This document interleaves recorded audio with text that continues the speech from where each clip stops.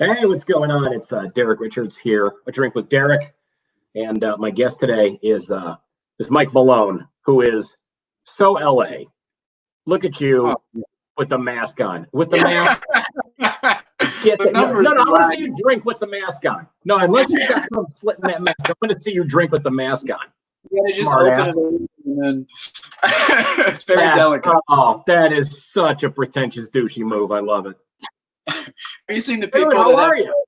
have you seen the Starbucks cups with the straw and then they'll put it under the The only Starbucks cup that I have and I love and cherish is this one here that somebody gave me where it says, "This might be Jameson."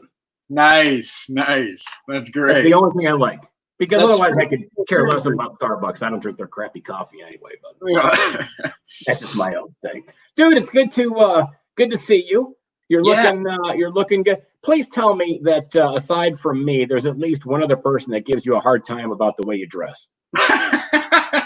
Yeah, I think everybody is now. No, see, the thing is, and I say that only because I'm jealous, because you can walk into a thrift store and find like some cool, funky stuff, and you walk out of there looking like you're in the white stripes.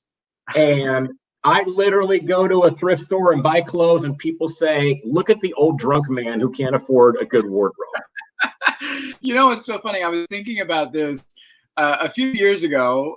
We met up in Vegas, and I was trying to make the bandana a thing. I was rocking it, Bruce Springsteen style, baby, the bandana and everything. I remember that. And now, since the pandemic's been happening, everybody's wearing bandanas now, and I'm like, you know what? That could have been me. That could have been You were a trend starter before better before it before. was even hip. Yeah. You should have kept the bandana. Mike Malone is a comedian, writer, producer, director, actor, busy human being. MaloneComedy.com is his website. He's got a special called Laugh After Death, which you can see for free on Amazon. Highly recommended. Your album is 31, which people can get on iTunes and probably a bunch of other platforms as well. Yeah. And you got a brand new book out called Dead Serious. Yeah. All this stuff is on your website, MaloneComedy.com. You can snag that there. Before we get into anything, Yeah. in the news, Johnny Depp going through a divorce Yes. with his Amber Heard, and in the divorce proceedings in London, it apparently came out that she pooped the bed. Yeah. And said told them to basically lighten up. It was a joke. Yeah. Now, I know my feelings on this. Yeah. But let me defer to you. You're with a woman. Yeah. You've had I've met your ex-girlfriends. I can't picture any of them being that much of a classless pig and dropping a deuce in your bed. But I mean, if somebody did that, do you take it as a joke, as a comedian, or do you go, "That's disgusting. We can't be together anymore"? Oh no, you gotta burn the house down. You can't even keep the house. You can't. You just gotta. It's done. My girlfriend asked me because she brought that story the other day, and she goes, "Do you hear about this?" She's like, I wonder what made her do that, and this and that. And I go, I bet being in a relationship with Johnny Depp is very complicated, and I don't really you don't do that. Every action has a reaction, and so Yeah.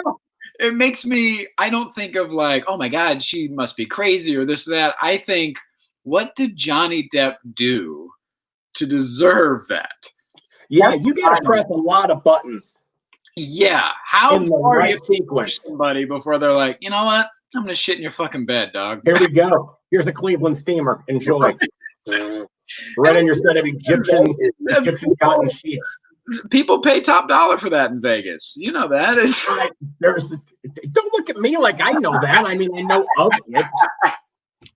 But yes, I'm sure there's got to be some, shit the bed website that's out there right now that has a fans only room that you can join for whatever, $15-20 a month. But I was cracking up when I saw that. I mean, that's one of those things where even if somebody did take a dump in your bed and you're a high profile person. Yeah.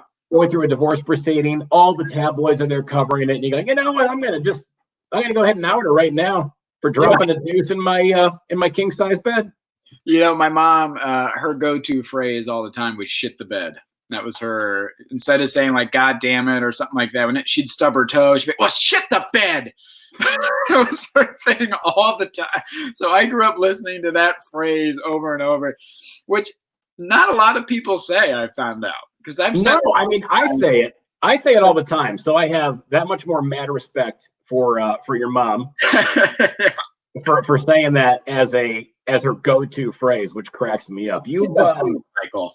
I want to talk about your special, Laugh After Death. Yeah, it's a different special in terms of where it was shot at the Ice House in Pasadena. There's two rooms in the Ice House. There's the main showroom, and then there's also a side room that's just a different vibe over there, which is where you shot it, correct? Yeah, I shot it in a really small space. It only sat 66 people. It's at low ceilings. All the walls are blacked out. Because I had envisioned when I first thought of shooting the special, because there is a message to it, and there's some more serious stuff about death and self-help and stuff like that in it. The way I envisioned it originally was shooting two specials and putting them together. So originally I wanted to do a small venue like the Ice House and do it with about 60 people in a small little crowd, all packed in, and do it all black and white, and then shoot another special at a big theater up in Seattle that I love, and which right now can seat like 60 people. Right, exactly. So that works out perfect. Your social distancing, you still could have pulled that off. You know what? Trend setting once again before I even knew it. But I wanted to shoot the other one in a big theater. There's a 500 seater up there that I really like, right. And so I was going to do it there, full color, big, gorgeous theater. You know what I mean? And then blend the two worlds together. And when I'm doing the bigger, louder kind of dick jokes and the weed stuff and do all that stuff in color, and then when I'm doing this stuff about grief and death and the more stories about that, and cut to the black and white. And so throughout the special, you would cut between these two stages. Right. But once I shot at the Ice House, it was exactly what I needed. You know what I mean? It didn't feel like I needed to go, like sometimes you see a special and it's too, you'll watch Kevin Hart and you're like, there's 50,000 people in the seats. And you're like, who's this for? How are you connecting with this? And that was the thing. That was the main, theme of the whole special was connection. That was what I was working on with the hour, talking about grief and self-help and therapy and all the stuff that I was doing. Once I started talking about that on stage, I started connecting with crowds like I never had before. Right. And so I wanted to keep that small, intimate connection, even with a viewer at home. And so I just kept explaining the special, because people that have not seen it, explain what they're getting into, because you went through a lot of, you went through some shit. I mean, you had, you went through a lot of death, and I mean, we all do, but it's like you had a lot of crap hit you in a very short period of time. Yeah, I've lost over a dozen friends and family in over 5 years, including my parents. And I joke that I've been to. Man, you're the angel of death. I don't even want to talk to you now. Exactly. I don't want to be number 13. Jesus, this conversation's over. Have a nice day. Yeah, I joke that I've been to over a dozen funerals and only 2 weddings, and both of them were for the same friend. So I've it's something that when you go through the thing about death is when you're experiencing that grief, especially when it's somebody close. Like I lost my stepfather and my mother back to back within a year. Right. Both unexpected, the whole deal. And when you do that, when you're experiencing that, it feels like it's only happening to you. Like you're the only person that feels shitty in the world. I remember thinking when my mom died, I was everything, the world kept moving. And I remember being on her back porch. I'm cleaning out her house, and it's shitty, and it's raining out in Ohio, and the world just keeps moving. I'm checking my. It's always shitty and rainy in Ohio. Exactly, but I'm checking my Twitter feed, and everybody is still going and promoting shows and traveling and doing their stuff. And I remember thinking, like, don't they realize my mom just died? Yeah, and that's a common feeling that I didn't know until I started talking about it on stage. And then I was getting people coming up after the shows, and they were sharing their stories with me. I had some dude in Arizona, a grown man, crying on my shoulder. He just lost his mom a few years before that. They used to come out to all these comedy shows together. He hasn't been in 3 years, and he came out to see my show that night. And I had talked about losing my mom and doing all that stuff, and we just connected on a totally different level. And once I started seeing that, I thought, okay, I have to capture this, and that's kind of what I built the special around. Was it's not all of that. It's not. I mean, it sounds like a sad little. It sounds like a TED talk. It's not. It's not an hour-long eulogy. No, not at all. I mean, there's traditional stand-up that's woven in there, which is, again, you've written stuff really. I mean, I've noticed a change in the way you've written stuff in the years that we've known each other, where your stuff has become much more personal, which is what this special is about. Yeah, exactly. Yeah, and there's a lot of storytelling in this special as well. I mean, the opening piece is 14-minute story about getting robbed in Seattle over trying to buy rolling papers. So I mean, how'd you get robbed in Seattle? Well, I was down in Pioneer Square playing the Seattle Underground, right? And my opener and I walked over to the one of those little like convenience stores, because that's the only thing open at 2 a.m. there. And a homeless dude came in and jumped up on the counter and was robbing the place. And there's people, like, everybody's running out, but we were in the back of the store, so we got caught up in it. And this guy like ripped off his coat, ripped off his shirt, and he was like yelling. And him and the manager got in like a fist fight, and he got thrown through the sunglass rack by the door. Derek, I've never had that much fun in Seattle. I got to hang with you in Seattle. It's the best. So the cops come, all this crazy stuff happens, right? The very next night after the show, we're starving, and the only place open is that fucking convenience store. So we had to go back to the same place the next night. So you had to crawl through the crime tape. Exactly. To get a Twix bar. Yeah, exactly. That takes some motivation. But no, yeah. I commend you on the special. I mean, it takes a lot of balls to open yourself up in any instance on stage, talking about something so serious like losing all these people that you lost. Yeah. But then it's a different level. It's next level when you're going to go out of your way to record it and then make it for the masses to see on Amazon and whatever other platforms people can get it on. And you got it. And I think one of the things now is, I mean, the only way you can actually get anywhere in this business is to take your career in your own hands and produce something like you did. Yeah, and that's something that that's nothing new for me. I've been self-producing for a while. I get tired of I get tired of waiting on other people. You and I were talking about that before we started this. It was I have a certain amount of drive. I'm a fucking workhorse. Mm-hmm. And again, what I preach to younger comics and stuff is like, stop waiting on gatekeepers to tell you or to allow you to do whatever you're trying to do. I've never been to Just for Laughs. I've never submitted for late night. I've never done any of that stuff. Right. But I have an hour special out with over 2 million views. I have a film that won a bunch of awards a few years ago. I have top selling albums, all that stuff.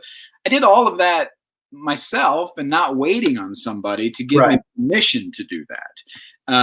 Even my tour dates and stuff, I was working there for a long time about for about 5 years, I was doing 46 weeks a year on the road, and I didn't have management behind me. I didn't have an agent, none of that stuff. It's about getting it done yourself, relying on yourself, and producing yourself. Because if you're waiting on somebody else to give you permission or allow you to do it or support you, then that's exactly what you're going to be doing. You're going to be fucking waiting. Right. Now, this thing that's on Amazon right now, which people can see for free if they're a Prime member, is that correct? Yeah. It's on Amazon Prime for free, yeah. So now, when you put this thing together, and I'm assuming you had, because you and I were talking after I had done the Irish Comedy Tour, and you said, hey, how did you go ahead and get this thing move forward? And I said it was picked up by a distributor. Right. And they went ahead and, did that legwork. How did you end up pitching this thing to Amazon to get it to where it is now? Again, I put it up by myself through Amazon, just to get it out. And I did it. There were two ways to do it. You could either you could put it up for certain like price brackets or whatever. You could price it out, or you could put it on Prime immediately and have it be available or whatever. And that's the route that I took, was essentially putting up for free almost right out of the gate, because I've tried to, it's hard to sell stuff online, especially to strangers that when you're not, I have no idea who you are. I mean, unless you're going to be Bill Burr or Chappelle or Louis C.K. I mean, where you can, and even Louis C.K. puts out a special. He sells it for what, like $5 where you can get it for a couple of dollars. And, and that's him. Yeah, exactly. It's hard for not names to do that. Now you can sell stuff after shows, but that's because they already like you. They know you. They've seen you. Right. You know what I mean? But it's hard if you're just scrolling through Amazon and you see my special and you're like, I don't know who the fuck that is. Right. Well, they're not going to watch it, and they're not going to pay me $5 to see it, or $7 or $10, whatever. Right. So I went that route with it, and then I just promoted. I did Facebook ads. I went through the Rolodex of asking people to watch it, to share it. I reached out to, contacts that I knew that were above me. You know what I mean? You have a Rolodex still? That's impressive. Of course. You're old school. I like that. Old school, baby. You buy a Rolodex at the thrift store with that shirt too? Is that what you did? This is actually. Dude, I love busting your balls.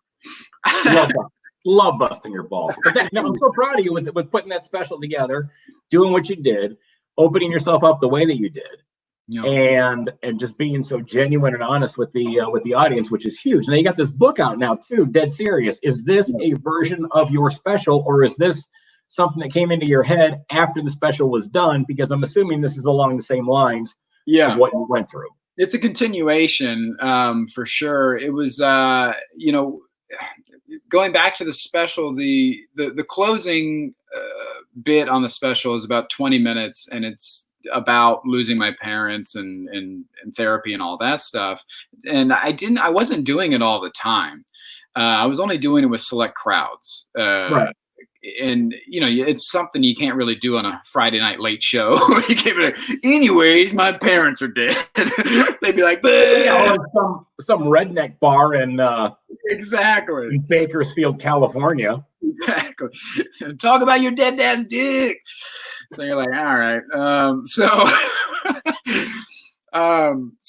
it wasn't something I was doing all the time. And then when I was doing it, I was noticing that connection and stuff. And even leading up to the special, I was doing a week at the Skyline there in Wisconsin, one of my favorite clubs. And I was in the hour, and I was doing that closing thing every night and every show.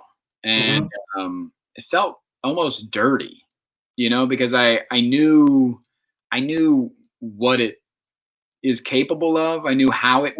I know how it makes people feel. I know how it connects, and that almost like I felt like it was a fucking carnival trick. You know what I mean? It just didn't feel right. Why do you think it felt dirty? Because again, I know it. I know how it makes people react, and I feel like it's the same way when you ever see a comic like dance on stage or something like that, or do like a big like sing along at the end to get people together. And people lose their fucking minds and they walk off stage and like everybody's on their feet and they're like, every night standing ovation. You're like, yeah, you're doing the fucking Running Man for 15 minutes. Like, yeah, I think so. Or hey, you're stripping down. You know what I mean? Like, I know. Get fucked. I know. But it felt like that. It felt like, oh, I know how to turn that switch on. I know how to make them feel something like that. Right. And, but sadly, a lot of, and you got to admit, I mean, interrupt you, but I mean, sadly, a lot of people, I mean, whether it's comedy club bookers or whatever venue you're doing this at, I mean, if that person is seen, I mean, there's a few acts where you're talking about their closer is this big, whatever. They're doing impressions of what, it's just dumb. Or like you said, the costumes and whatever. Yeah. but you know, sadly, I mean, at the end of the day, that's what people seem to remember, and that's what seems to get these people booked back. And then even more sad, you see the word special engagement stuck in front of their name. Yeah. And you're like, okay, I get it. But. Yeah, that, I mean, it was a big motivator for me to record it and capture it so I wouldn't because also it took a little bit of me every time I would do it. Right. I came off stage one night at the Skyline running that hour every night, and Saturday night early show, I added a piece to it that I hadn't had before. And again, like we were recording on that Wednesday, and I added a piece on Saturday that I never said out loud. I'd always just thought about, and it was too much for me even in that moment. And I remember after that show, I couldn't even hang out after, like there were people leaving and they're wanting to buy stuff and, you know, see and all that stuff. And I was just in the green room, like about to break down. Like it was too much emotionally for me to go through it every night. Because you are opening yourself up and talking about, you know, I was talking about depression and suicide and seeing a therapist for the first time and losing my parents and where I was when Wayne had his heart attack and, you know, and how I couldn't be there for him like he had been there for me and all of these things. And you're pouring that out every night. Right. And you're like, oh man, how long do I have to fucking do this? And so I wanted to capture it so I wouldn't have to do it every night and feel a certain way about it. You know, that's the book.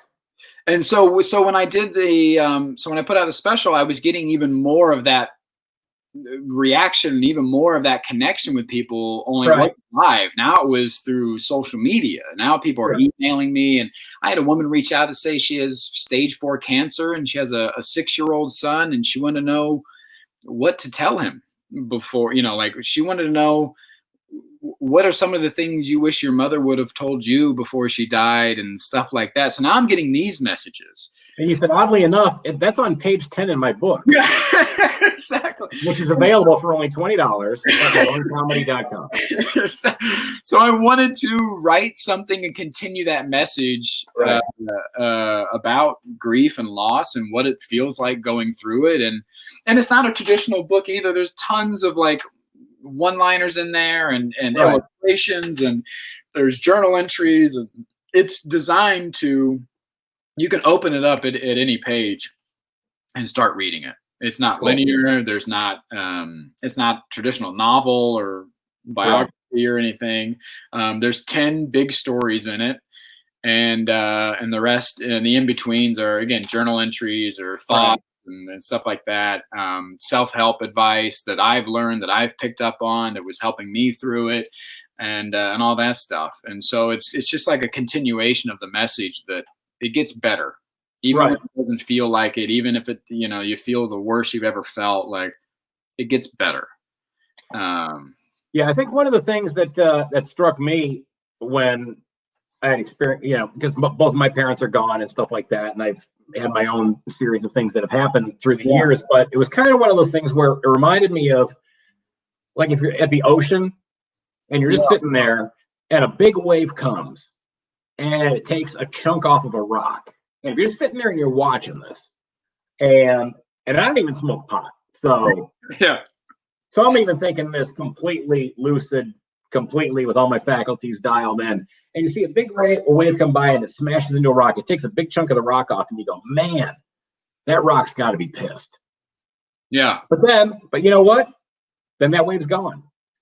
And you know what? Now there's just a bunch of little waves that come in. Yep. And they're not doing anything. So the big wave came in, jacked some stuff up, and now all of a sudden, you know what? Life continues. Like you said, when you were back on your, on the porch cleaning out your mom's house, and you're like, yeah, everybody's promoting shows, and like, what? Nobody knows my mom died. And it's like, you know what? The waves behind that big wave didn't know that big wave came in there and fucked it up. Yeah. So exactly. Well, this has gotten way too deep for two people that aren't. Yeah, I was inspired by your book, and you've been telling me you've been egging me on to write a book and to put something down, and then Brad was in my ear a bunch, and I was sharing stories with Brad and with Brad Garrett. Yeah, Brad Garrett and his podcast, which started just recently too. Yeah, I think it's called No Prisoners, if I'm not mistaken. I don't have the title with me, but that's very self-help oriented. It's about mental health, mental illness, things like that. So big on that, and we've had many conversations in that green room there in Vegas about things, and he was really telling me to I should now that I was telling him, now that I'm on the other side of things, now that things are better, I want to help as many people as I can. I want to bring them to the other side. I want them to see that it gets better and all that stuff. And he wrote the foreword for my book and all that stuff. And he's just the nicest fucking guy you could ask for. No, you couldn't ask for a more class act in the business anywhere. It just, not just as a comedian, but just as a human. Yeah, he's just really is human. Yeah. What in light of everything that's going on right now, based on your comedic style, in light of all the stuff that's happening, all the just outrage that people are experiencing, is this going to change your comedic style at all, or are you just going to kind of, or do you think it's like, you know what, everyone has seen enough about it? I don't know what I can possibly say that's going to make a change. That's what feels like right now. It feels like everything is already being said right now. Especially after that Chappelle little half-hour YouTube thing that he released from his backyard. I mean, that was so powerful. And you watch that and you go, yeah, that's how I feel. That's exactly that's the message. So I was talking about this the other day. I think just comedy in general, right now is just hard. It's hard to watch. It's hard to write. It's hard to do. There's so many people affected by everything that's going on. You think so? You think it's gotten to be? Because I only say that one because I went to Oklahoma City and I was in Wichita, Kansas. And I don't want to brag. Yeah. But they were such a dumb old hack line. But those are like two places that have been open.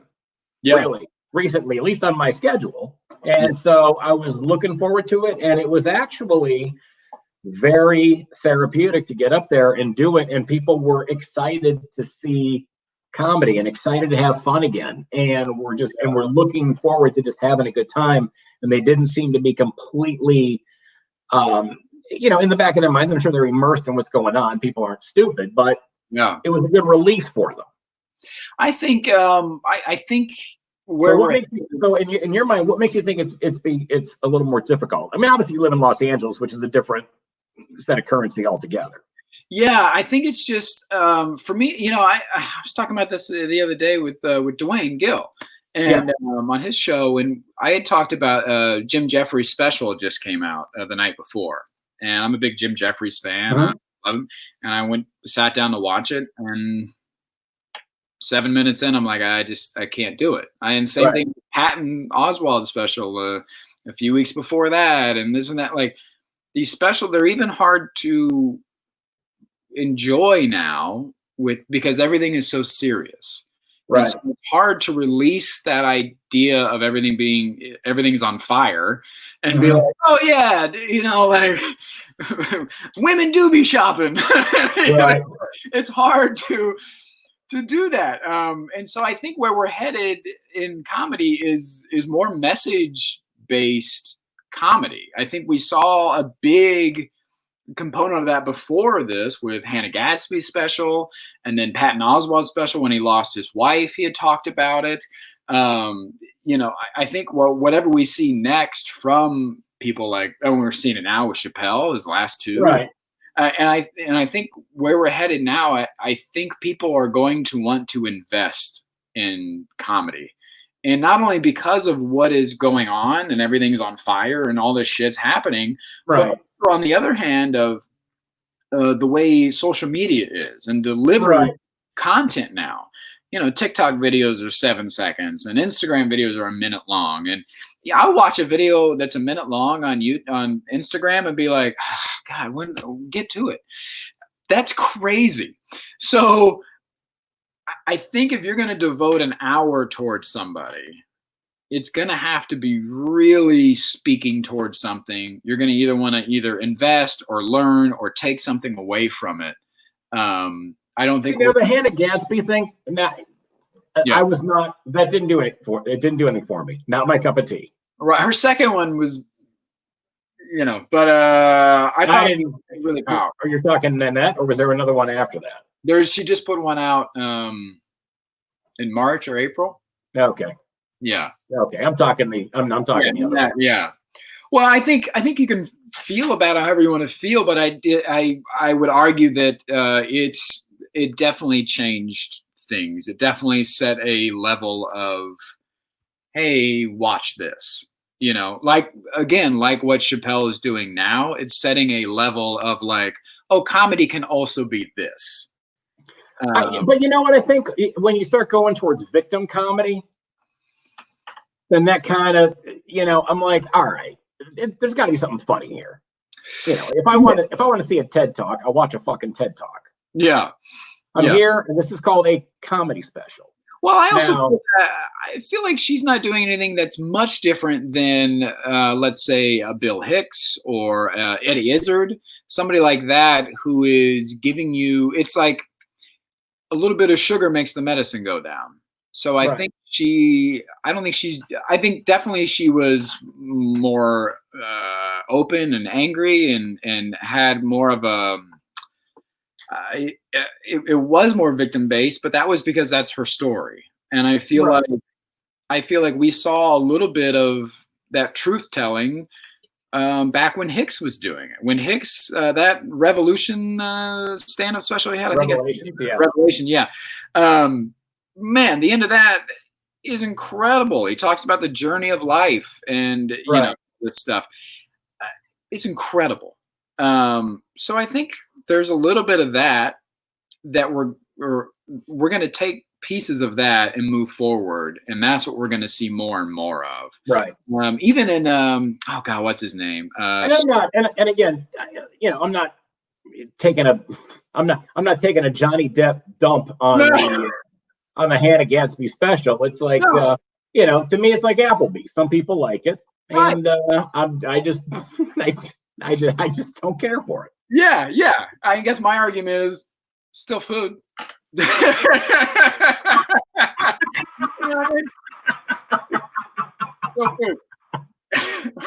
In this era of cancel culture that's going on right now, what has upset you the most about that?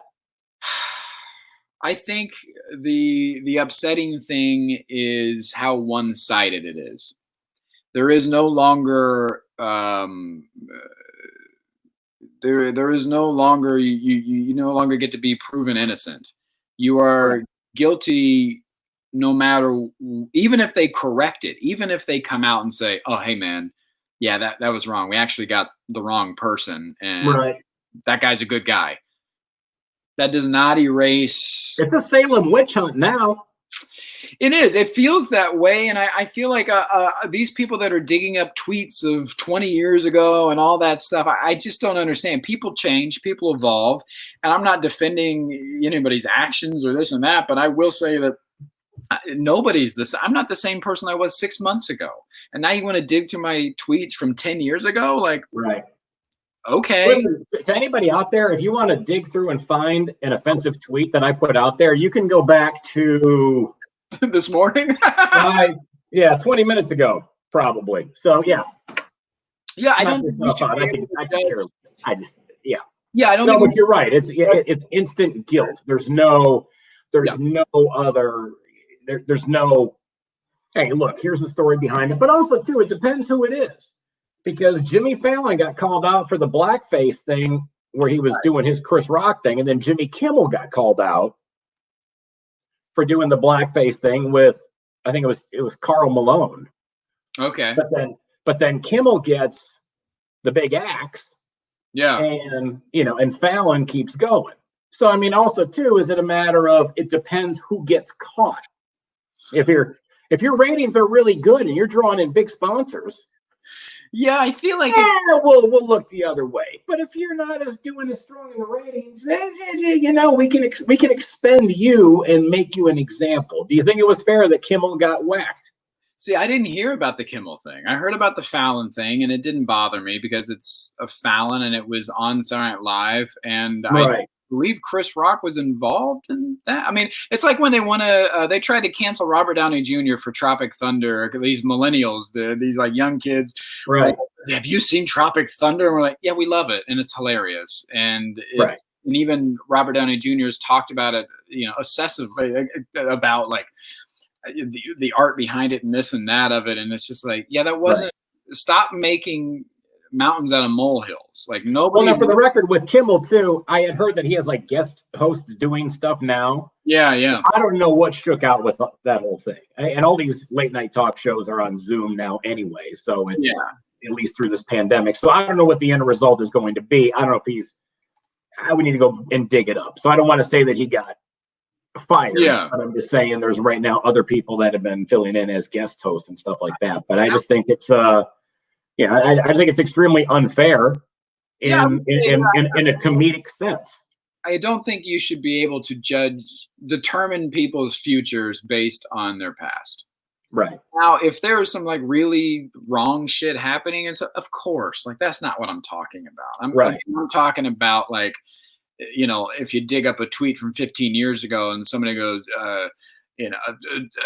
Slurpees are gay, and they're like, oh my God, this guy's a homophobic and he can never be trusted around. And you're like, because he said Slurpees were gay in 2000. Well, they are. If you mix the blue and the red one and you make a purple Slurpee, that is beyond gay. That's in the Bible. Look it up. It's under what Filipinos 3:12. Right, but again, like, should that person lose their career and future and everything because of a 2001 Slurpee joke? Beyond stupid. As we wrap up here, total wild card goofball question: worst sexual experience for you, Michael Malone? I had when I was super young, I was like 22, maybe. No, I was like 19, and I had met up with this girl, and sex is still new when you're 19. I don't know when you started fucking, but I was like 11. 2 weeks ago. I was 17 when I started, and so like 19, it was still new, and you don't really know all the stuff. And I met up with this girl that I used to go to high school with. She was a senior when I was a freshman, and she was working someplace near where I was working, and we kind of like reconnected. And I had a crush on her back in high school and all this stuff. Anyways, long story short, I could finally, like, we're gonna hook up, and we're having sex, and I'd never had like a bunch of one night stands or anything at that point. Like I didn't know really again what everything was. And about 2 minutes in, she's like, I love you. And you're good. I stopped. If you're that good, I might take a run at you when you're out here in Vegas. Bro, I stopped and I was like, what? And she's like, I love you. And I was like, yeah. And I pulled out and like got dressed. Like I didn't know what to do. I totally freaked out. You ruined her. Yeah. I totally was just like, I gotta go. I was 19, dude. I was fucking... You are my favorite person in the world. You are so stupid. That is so funny. I probably would have done the same thing. I'm not going to lie to you. I probably would have not made a graceful exit. I might have just like fallen off of her. So awkward. And like jumped out the window. Yeah, it was so fucking awkward. I had no idea. Yeah. Mike Malone, I love you. Everybody. Your special, Laugh After Death. People need to see it. It's on Amazon Prime. Check out the book, Dead Serious. All the stuff is on MaloneComedy.com. Your tour dates. Your website is tight. It looks fantastic. Thank you. Schedule's out on there. Again, it's always it's on an Etch-a-Sketch, everybody's tour schedule, so you never know what's going to happen. But if you get a chance to see Michael Malone, please do. Watch the special. It's free on Amazon Prime. Get the book, his album 31. I love you, brother. I didn't know how, like I said, you and I, we're going to, when you come out here. I can't wait. I can't wait to just give you a hug and go, I love you. I can't wait, bud. I love you. Mask up, you freak. See you soon. Thanks for having me. I appreciate it. You're awesome. You're an idiot. I still love you.